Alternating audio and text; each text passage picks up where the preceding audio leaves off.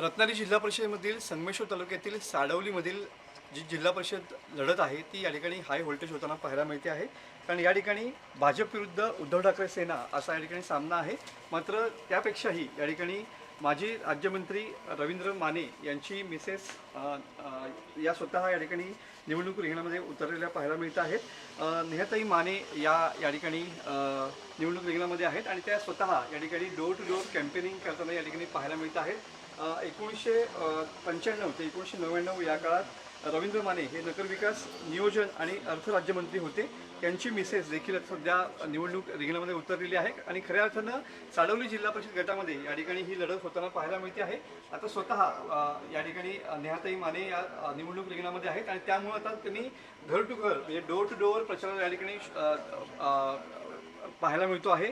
घरोघरी जाऊन या ठिकाणी पॅम्पलेटच्या माध्यमातून आपला प्रचार या ठिकाणी त्या करताना पाहायला मिळतात आणि या ठिकाणी उद्धव ठाकरे सेना विरुद्ध भाजप अशी लढत असल्यामुळं जिल्ह्याचं पूर्ण लक्ष या लढतीकडे लागून राहिलेलं पाहायला मिळतं आहे आणि त्याचमुळं या लढतीचा निकाल काय हे येत्या 9 तारखेला ठरेल. मात्र या अनुषंगानं ही निवडणूक जी आहे ती निर्णायक आहे आणि त्यामुळं रवींद्र माने यांची प्रतिष्ठा या ठिकाणी या मतदारसंघातून पणाला लागलेली पाहायला मिळते.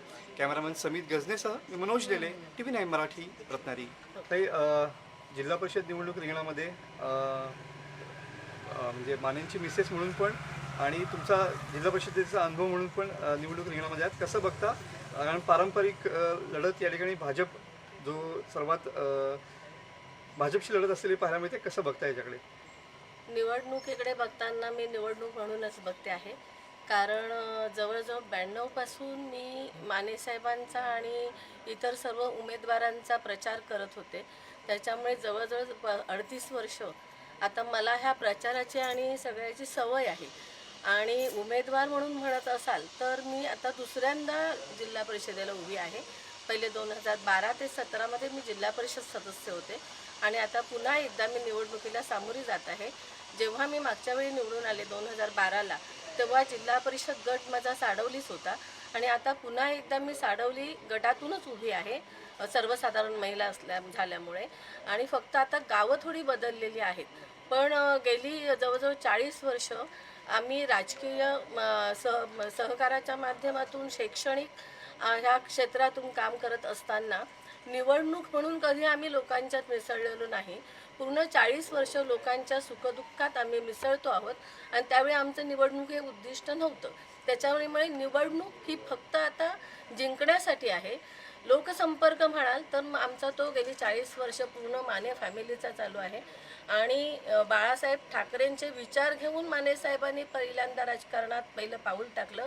त्याच विचारावरती आज मी उद्धवजींच्या सेनेतून एक महिला जिल्हा परिषद सदस्य ह्या पदासाठी निवडणुकीला सामोरी जाते. भाजपचं आव्हान आहे, कितपत आव्हान वाटतं? भाजपचं आव्हान मला असं तेवढं वाटत नाही आहे. कारण हा गटात भाजपचे जे पदाधिकारी आहेत ते कमी आहेत. आमच्या शिवसेना उद्धव बाळासाहेब ठाकरे यांचं जाळं पूर्ण भागात पसरलेलं आहे. 25 आमच्या ह्या गावांमधून प्रत्येक गावात आमचा शिवसैनिक आहे. आमची महिला शिवसेना संघटक आहे.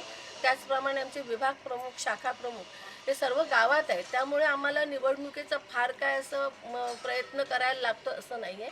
फक्त आम्ही आमच्या लोकांना भेटतो आणि लोकांच्या गाठीभेटी घेऊन त्यांना आमचं मत सांगतो. रवींद्र माने यांच्या प्रतिष्ठेची लढाई लढाई ही नेहमी प्रतिष्ठेचीच असते थोड्या मोठ्या प्रमाणात.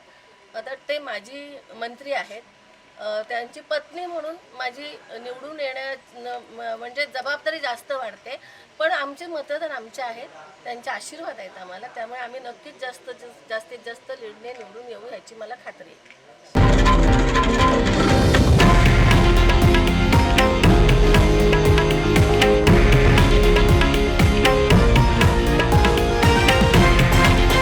हे आहे देशातील नंबर 1 न्यूज नेटवर्क आणि आपण पाहत आहात TV9 मराठी, एकमेव.